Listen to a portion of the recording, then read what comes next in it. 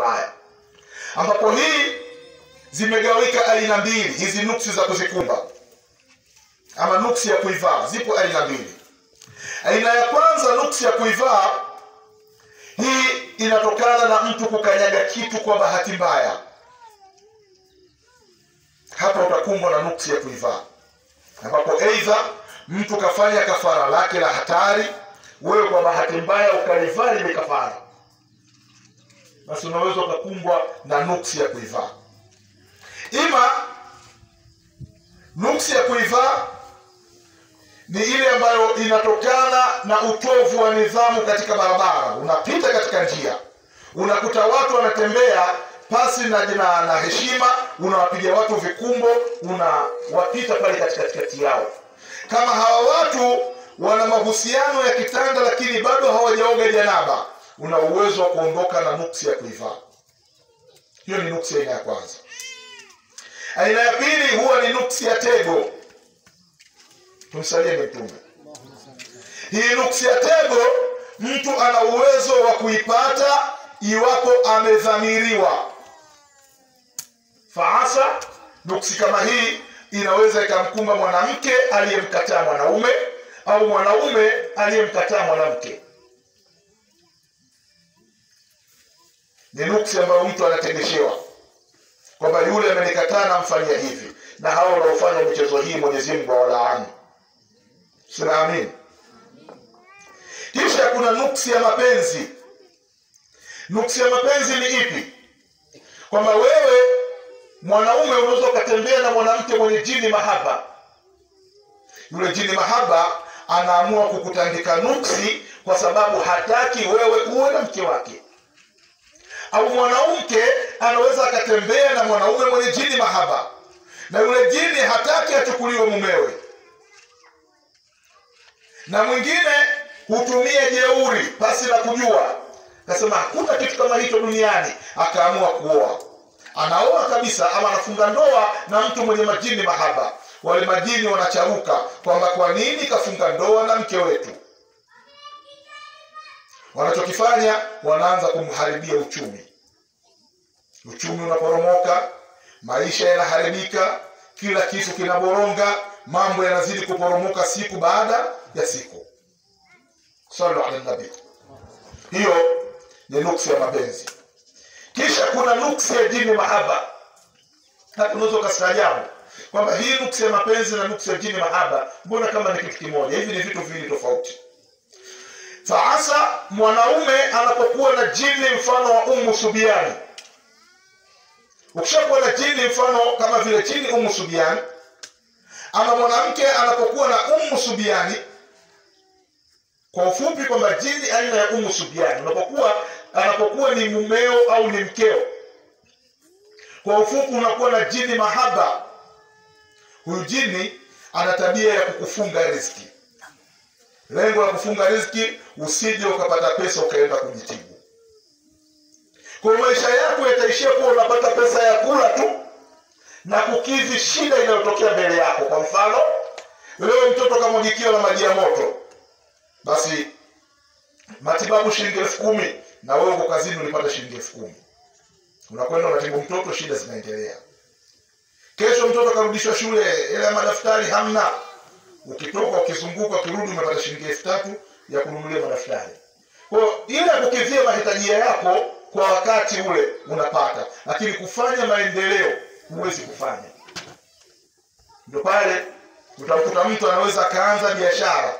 Biashara inaanza vizuri, inafika hatua kwamba anasema kwamba safari hii mafanikio nayaona, biashara inaporomoka.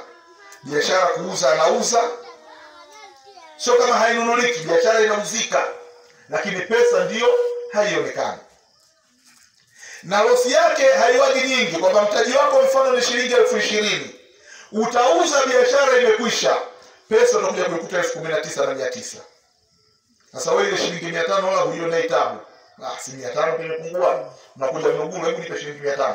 Unachukua 500, unajazia, unaenda kuchukua mzigo mpya. Ukiuza, unarudisha kwanza 500 ya watu ili uonekane mwaminifu.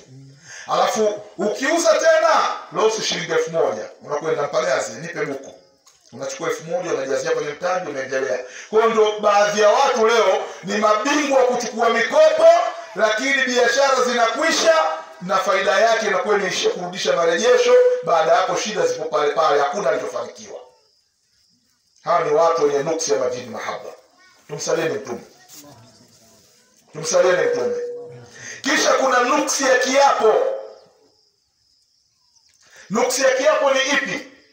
Kuna mtu kutokana na tabia yake ama kutokana na aina fulani ya kitu alichokuwa nacho, ambacho baadhi ya watu pale mtaani kwao wanamguna. Kwa anani fulani. Sasa vile viguno vile vya watu basi kumsababishia mtu kupata nuksi. Hii ni nuksi ya viapo. Kisha kuna nuksi ya mikoba. Tumsalieni Mtume. Kuna nuksi huitwa nuksi ya mkoba. Nuksi ya mkoba ni ipi? Kuna watu huko kwao babu zao walikuwa waganga, bibi zao walikuwa wachawi, wana mikoba huko kwao ya uchawi, wana mikoba ya uganga. Kina Mwanamkuru, sijui mnanisikiliza? Tumsalieni Mtume. Sasa hii mikoba, wale wenye mikoba yao washakufa siku nyingi. Kizazi cha kwanza kikapita hapa, kikajifanya ni kizazi cha wasomi kisichojali mambo ya wazazi wao na tamaduni zao. Kimekuja kizazi cha pili au cha tatu, mikoba imemisi kazi. Inahitaji kwamba sisi tulikuwa na babu yake, tulikuwa tunaroga, tulikuwa na bibi yake, tulikuwa tunatibu, sasa tunarudi tunahitaji kufanya kazi. Ndio pale unamkuta mtu kasoma, kila anapoenda kuomba kazi hakuna. Hata kwenye interview haitwi. Mwingine akishaitwa kwenye interview anaambiwa tutakupigia simu, acha namba ya simu, akishaondoka ndo kaondoka. Mwingine hata akipeleka hiyo barua ya maombi ya kazi, hata sekretari hataki kuipokea. Mwingine anaweza kuwa ni mfanyakazi, matatizo yatamwandama, mikosi itamwandama, anakuja kupata losi za ajabu. Kosa analifanya kijogoo, shutuma inamwangukia Abdallah. Ili mradi afutwe kazi, arudi nyumbani akabebe mikoba. Ndio pale mtu anaambia bwana, wewe bila kushika mkoba bwana bado. Ikibidi mpaka maradhi atakuandama.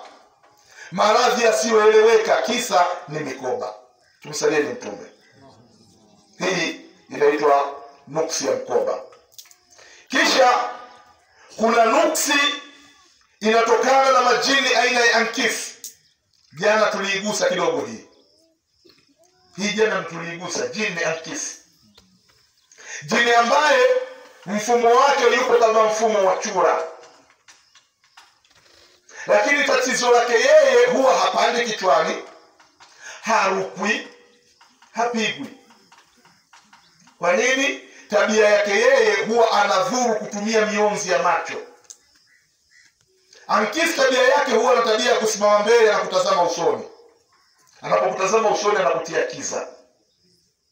Ndio pale unaweza ukastaajabu, pengine CV zako wewe kazini kwenu, wewe ndio msomi kuliko wote. Lakini cha ajabu, wale wasio na elimu kukufikia ndio wanaopandishwa vyeo, wewe uko pale pale kila siku. Wenzako wanapewa nafasi kwenda masomoni ili wapandishwe vyeo, wewe kila siku ndio kwanza unafikiriwa kushushwa. Kwa nini? Una nuksi ya Ankis. Na kama ni biashara, huwezi kuuza mpaka wenzako wamalize. Unaweza kusajia biashara yako ni nzuri kuliko wenzako, lakini wenzako wanauza ambao biashara zao, upishi wao ni mbovu kushinda wako kuliko wewe. Wewe unapika vizuri, lakini biashara yako hainunuliwi. Na siku ikitokea wenzako wamemaliza, wateja wawili watatu wakala kwako, wanakusifia, kumbe Mama Mwajuma unajua kupika vizuri namna hii. Alhamdulillah najua kupika vizuri, lakini kesho akija atarudi kule kule kwenye chakula kibovu, arudi kwako. Kwa nini? Wewe umeangazwa na Ankis. Tumsalieni Mtume. Ipo siku tutamchambua kwa kina sana huyu Ankis. Na ndio huyu jini mwenye tabia kuishi katika majalala na katika madimbu ya maji machafu. na ndio dini ambayo husababisha sana maradhi ya kichocho na UTI. Sababu unaweza ukaenda ukakujolea katika mti, kumbe lenyewe limetulia pale, litakutandika UTI. Msalieni Mtume. Ndio utatibu UTI mpaka utashika adabu. Ima atakupiga maradhi ya kichocho, utatibu kichocho mpaka utashika adabu. Kumbe umemkojolea amkisi. Tumsalieni Mtume. Tumsalieni Mtume. Kisha kuna nuksi ya hasadi, husda. Kwamba mtu tu anaamua kukufanyia husda. Kisa umenunua gari, kisa umenunua baisikeli, kisa umenunua pikipiki.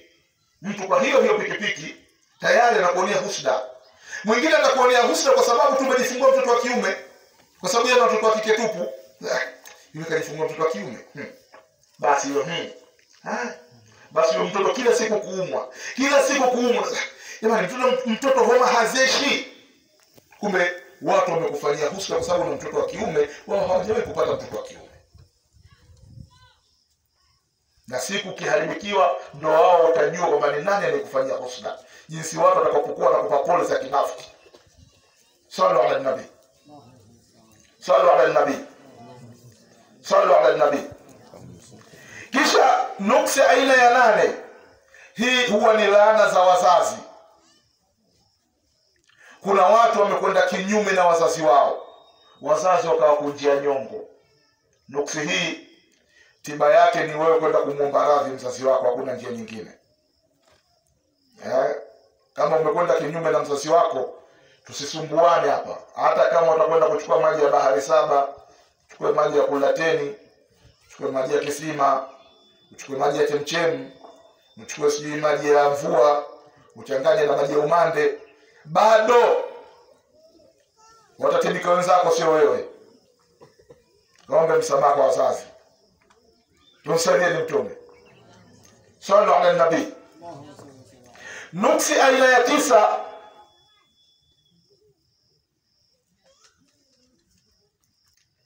Hii inatokana na matatizo ya nyota ya 10.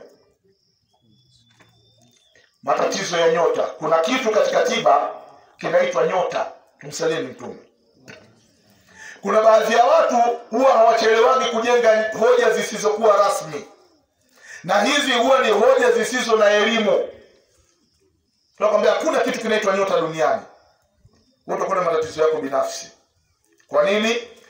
Kuna mfumo wa neno kutumika katika mfumo wa kazi za watu fulani. Mfano, leo fundi mjenzi ana kifaa chake anaita pasi. Kwa hiyo unaposema sasa nataka kupiga pasi, haimaanishi ananyosha nguo. Hiyo ni mifumo ya lugha za kazi. Si ndio? Tumsalieni Mtume. Kwa hiyo unaposema tunapiga pasi, haimaanishi ananyosha nguo. Au ukuta kama unanyoshwa na pasi ile ya kunyoshia nguo. Hapana. Au wachawi wana kitu wanaita ungo. Ungo ni msemo wa lugha ya kikazi, na sio haimaanishi kwamba ni ungo kupetia mchele. Ungo inaweza kuwa nyumba ya konokono. Kwa uchawi wa watu wa kusini, wanatumia kuingia kwenye nyumba ya konokono. Watu wa kusini simple. Wachawi wa kusini simple. Sallu ala nabii. Sheikh anauliza kujibu nani? Wanajibu wenyewe, kwani wanisikii? Sio hapo kwenye miti wanasikiliza. Sallu ala nabii. Wapo kwenye miti wanasikiliza. Na hii ndio mida yao. Kwa hivyo uchawi wa watu wa kusini wanatumia kupanda nyumba ya konokono, na ile nyumba ya konokono ina uwezo kuingia mpaka watu 60. Habari ndio hiyo. Mpaka watu 60 wanaingia mule. Ukija uchawi wa kirangi wanatumia kupanda fisi. Wachawi wa kirangi simple. Mware. Sallu ala nabii. Ukienda maeneo ya Masange pale jirani na milima ya Usaya na ya Irangi. Unaweza kawa siku bahati yako midaka mimi unamkuta mtu kashikilia masikio ya fisi. Na ule fisi unapanda mpaka watu 100 bwana. Naona. Sallu ala nabii. Kuna watu kama Sumbawanga huko, wao wanakalia katika vitenga vile vya ungo vile vidogo vidogo vile. Wanakaa mule mpaka watu 120. Kuna wachawi wengine. Kwa hiyo inategemea kwanza uchawi gani, lakini neno linalotumika ni nini? Ni ungo. Kwa hiyo unaposikia wachawi wanasafiri kwa ungo, sio ungo wa kupitia mchele. Kwa hivyo unaposikia nyota, sio ile nyota ya mbinguni unayojua wewe. Huu ni mfumo wa semi katika kazi. Mfano leo mtu akiwa mtu maarufu duniani, tunamhitaji superstar. Superstar maana yake kwa Kiingereza star si ni nyota, na ile super, kwa superstar ni nini? Nasema yule ni mtu ambaye nyota inawaka, si ndio? Nyota inawaka. Kwa hiyo hata wazungu wanajua kwamba mtu akishakuwa nani fulani kwamba nyota inawaka. Nyota gani? Ni ile star ya juu mbinguni. Kwa hii ni misemi ya kitengo cha kazi fulani. Na mtu kama alikuwa ni maarufu afu akaja akaporomoka, mfano Augustine Lyatonga Mrema, nasema nyota yake imeshuka, si ndio? Kwamba wanapanda wengine. Au kwa watu wa siasa, samahani, lakini kuna mtu kama Profesa Ibrahim Lipumba, miaka ya 2000, mwaka 95 na mwaka 2000 na mwaka 2005, Lipumba alikuwa mshindi wa pili katika katika kura za urais, na chama cha CUF ndio kilikuwa kiongozi wa kambi ya upinzani bungeni. Lakini sasa hivi imeshuka. Kwa hiyo ni nyota imeshuka, kwamba nyota ya Lipumba na Maalim Seif imeshuka. Nyota inang'aa sasa hivi ni nyota ya Magufuli na nani? Na Hussein Mwinyi. Kila kitu kinakwenda kwa zama. Kwa hiyo ile ni nyota imeshuka, ni nyota ya huyu imepanda. Kwa hiyo nyota ya gani hii? Na ndio maana hata ukija ndani ya Qur'ani neno nyota limetamkwa kwa maneno manne tofauti. Mathalan, wa najmi idha hawa, najmi ni nyota. Wasamai dhatil buruji, buruji ni nyota. Qul a'udhu birabbil falaki, falaki ni nyota. Unaona? Wa idha kawakibu intatharat, kawakibu ni nyota. Nyota gani tunaizungumza? Sallu ala nabi, sallu ala nabi. Hapa tunazungumza nyota ipi? Huu ni msemo katika fani ya tiba kwamba kuna kitu kinaitwa nyota, kinakupanda na kushuka. Cancel.